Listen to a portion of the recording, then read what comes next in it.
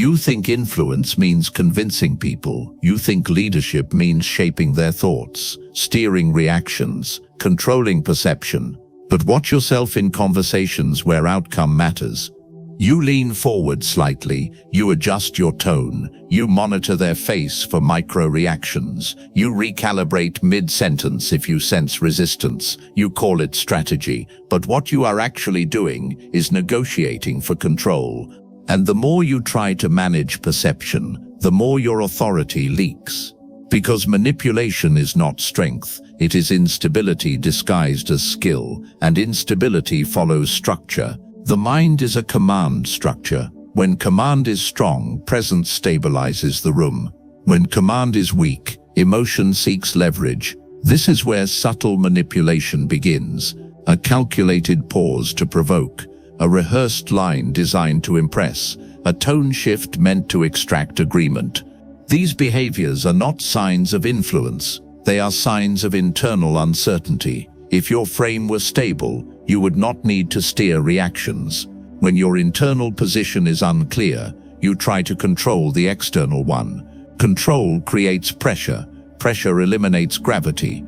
And humans instinctively resist pressure. You can feel this yourself. When someone is trying to persuade you too aggressively, you brace. Even if their argument is logical, you feel managed. And no one respects the person who needs to manage them.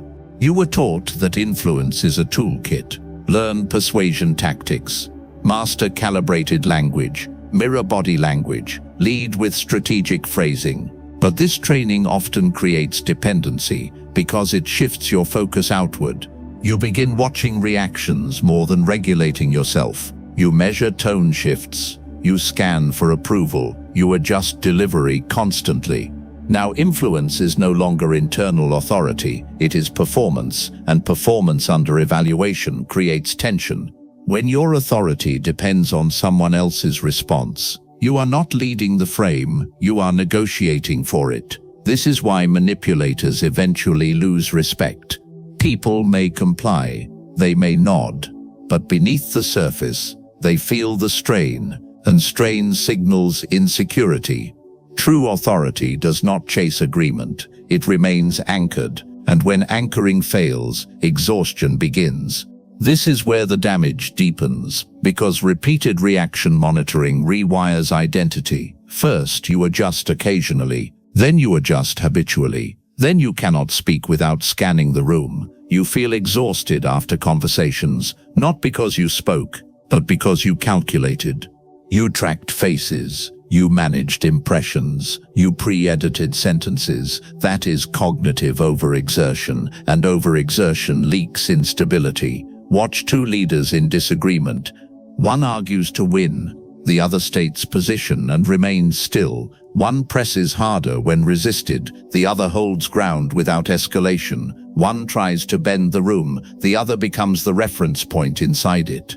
Gravity requires stillness. Force requires effort. If influence feels tiring, you are pushing instead of anchoring. Now, Stoic law becomes necessary, not tactical, structural, and structure begins with internal position.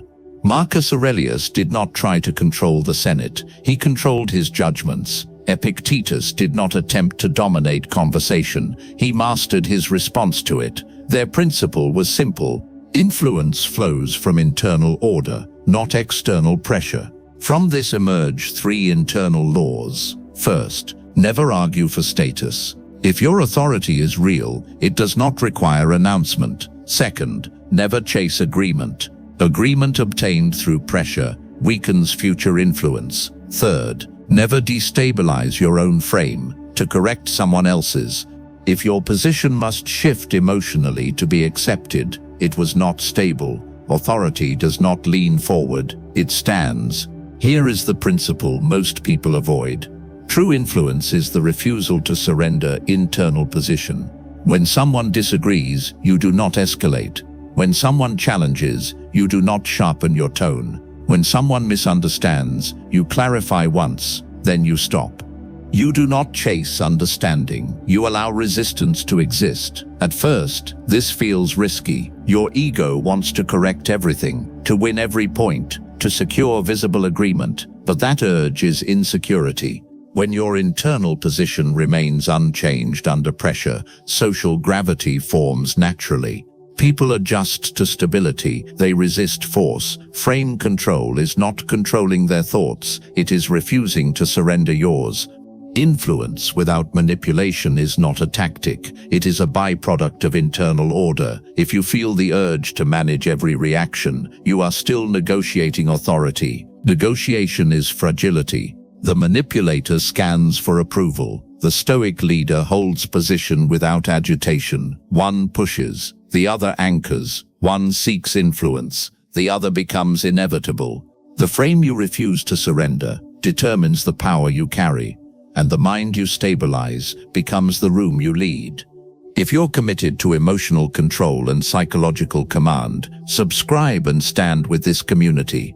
Like the video to support content that builds mental armor, and comment Titan in training if you're serious about growth. Let's build pressure that forges strength.